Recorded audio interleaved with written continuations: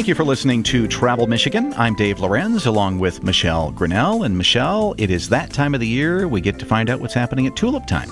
It is, and it is hard to believe after the winter that we had that we are in tulip season and flowers and warm and color, but we are very, very excited about that.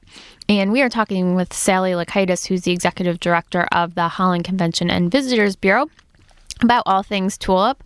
So, Tulip Time, this is the 85th anniversary of Tulip Time this year? Yes, it is. Oh, wow. It's been going on for a long time, and we're really excited about some of the offerings for this year. Because it is the 85th, we have some new things on tap, as well as the old tried and true standbys. You know, it is kind of hard to believe Tulip Time's been around for so long, but you know that Dutch culture has been around for many years, even before that. Do you know if they actually had a community picnic to start the festival, or how did they get that whole thing going? Actually, it started with a high school biology teacher, Lyda Rogers, and actually one of her great nieces works for Tulip Time. For the Tulip Time Festival this year. Wow. But she went before City Council in 1929 and said, you know, we have a Dutch name. Why don't we plant 10,000 tulips in the fall and just invite people to come and see them? City Council bought into it, and the next year, these 10,000 tulips bloomed right on time. They put out some press releases, which long ago I'm sure was a little more difficult to do than it is in this day and age, and people absolutely flocked to the community to see the tulips, and that was the start of it. Yeah. And it even continued through World War II. While they didn't have the huge festivities, they still had flower shows and tulip shows, so it is a continuously running festival. Just goes to prove that just one person can make a big difference, long-standing difference in a community if they really think about it. Absolutely. Yeah. Sally, talk a little bit. I mean, I think that is one of the most magical things about Tulip Time is just you are surrounded by tulips. Holland is covered in tulips. Kind of describe that scene for folks that may not have experienced it. Actually, if people come to Tulip Time, there are 6 million tulips planted throughout the city. Veldheer Tulip Gardens has growing fields with 4 million tulips. The city plants 120,000 tulips down at Windmill Island Gardens, which is the home to our 260-year-old windmill that was brought over from the Netherlands. They plant probably 25,000 tulips just in the downtown area. They do curbside plantings along some of the residential streets. It really is a beautiful sight to behold. And this year, one of the things that we're doing that's new is we're bringing America's Flower Man, Dale Roman, who's been on HTV, Discovery, The Today Show. He's actually going to be demonstrating the creation of arrangements, of tulip arrangements. And that's something brand new this year. We're very excited to have him in town. Well, it really is neat to be in town and see all those flowers, and to learn how to do it right is going to be really nice. Do they actually go out and take those bulbs out after the season every year? They do, actually. Down at Windmill Island, they dig those 120,000 up at the end of the season, which is roughly around June, and then they replant in October. The 6 miles of tulip lanes, those are on a 3-year rotation. They do a third of them every year, but typically they do dig everything up. Tulips do have an in-ground life. Obviously, they don't have to be dug up every year, but for our purposes, we want to put on the best show possible, so they do dig them up. Wow. Well, of course, people come to Holland at this time of the year. They come just simply to look at the beautiful tulips or to see the parades or the shows and such. A lot of things have gone on for a long time as a tradition, but there are new events every year. Anything in particular we should be looking for?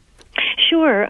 This year, on Saturday, May 10, we're actually having an international town crier competition taking place down at Windmill Island Gardens. We actually have town criers from all over the world coming in to do their cries and compete. It's really fun. Holland has their own town crier, who is a Dutch native, John Karsten. He's in costume along with his wife, and he does wonderful cries. So that's something new and fun that's going on. One of the other things we're doing this year, which is near and dear to my heart, as someone who's a dog lover, after the Wednesday parade, which is the Volks Parade, the street scrubbing parade, which Mr. Lorenz will be once again dressed up like a little Dutch boy. Oh, it's something to see. Scrubbing the Not streets. a big Dutch man, a little Dutch boy. I like A it. little Dutch boy scrubbing the streets with not only the governor, Governor Snyder, but also with Paul W. Smith. So we've got a great group of people, and then dignitaries and legislators. But at the end of that parade, we have something special, which is called Dutch Dogs on Parade. And people within the community can put their dogs in Dutch costume, and they will bring up the tail of the parade. Ha! That makes a lot of sense. I like it. After the streets have already been scrubbed, we're going to bring the dogs. So, how many dogs do you expect to bring up the tail of the parade? You know, I think from what I've heard, it will be well over 100. It will be a very popular event. It should be popular. I just think that maybe they should consider the street sweeping after the dog parade. You know, there is that. Yes. The logic behind it is the dogs may take a little bit longer to get down the street than the people. Yes. So, well, they're always very polite anyway, so that's absolutely. Anything else, new event-wise that we'll want to be aware of? Sure. Actually, the Dutch are known for their Delftware, the blue and white porcelain that's so beautiful and so indigenous to the Netherlands. Carolyn Stitch, who is a local artist, will be doing a Delft art class where people can learn how to paint, and you will paint either a glass plate or a wine glass. So that's something that's being offered that's new this year. We have another event for those who are cyclists. This is the second year. It's new because last year it was called the Queen's Day Criterium, but now there is a King of the Netherlands, so it's the King's Day Criterium. A criterium is a short course, short circuit bicycling race throughout the streets of downtown, and it is really fun. It takes place before the festival on Sunday, April 27. We have categories for professionals all the way down to novices, and we also have a special race for kids, 10 and under. And it's amazing. These cyclists go so fast. I watched it last year, and I was looking out the window, and it's like whiz, and they're gone, whiz, and they're gone. So that's kind of a fun new event. Well, Sally, the windmill has been going through a lot of work over the years. Is it going to be fully operational this year? It will be fully operational this year, and Alyssa Crawford, who is our female miller, will be on hand down at the windmill. We also will have the first weekend an historic Dutch trade fair going on the grounds of Windmill Island Gardens, and that will feature tradesmen from the early days, early 1600s Dutch tradesmen. So that's kind of a nice educational component. And plus there will be all of the tulips blooming. People can buy the flour that Alyssa has ground at the mill. And it's just a wonderful, wonderful attraction. It was the last windmill ever to leave the Netherlands. Yeah, it's a really cool thing. Of course, there are countless reasons to go to Tulip Time, all those events on the website at tulip-time.com, and that's where you should go. We want to thank Sally Lakaitis, Executive Director of the Holland Convention Visitors Bureau, for filling us in on Tulip Time 2014, one of our big events in Michigan. Lots of other events to talk about too, Michelle. Oh, absolutely. And actually leading into Tulip Time, downtown Holland is hosting Groove Walk the weekend of April 26th, where you can check out bands performing at pubs and eateries around downtown. And downtown Holland is just such a cool place to visit. Definitely check that out.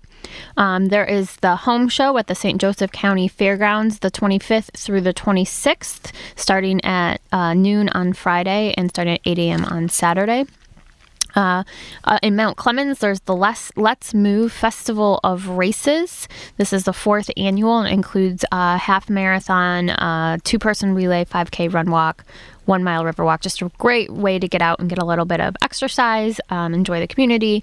The Sounds of Saugatuck is happening April 26th. That's an evening of live music in the Saugatuck Douglas communities. Check that out. There will be a shuttle between venues. Kalkaska hosts the National Trout Festival, April 23rd through the 27th. It's the 78th year of this festival, so they've been celebrating the trout for a while. And finally, you've got Art Walk in downtown Tecumseh on April 25th. So be sure to visit Michigan.org. You can get more information on these events, and there's a lot more on the site, as we always encourage people to visit. Groove Walk in Holland. Get your groove on, Dave. In my mind, I'm a groovy guy. In my mind. Hey, a groovy place is Mackinac Island. We're going to learn what's happening early season up there next, right here on Travel Michigan, where your trip begins at Michigan.org.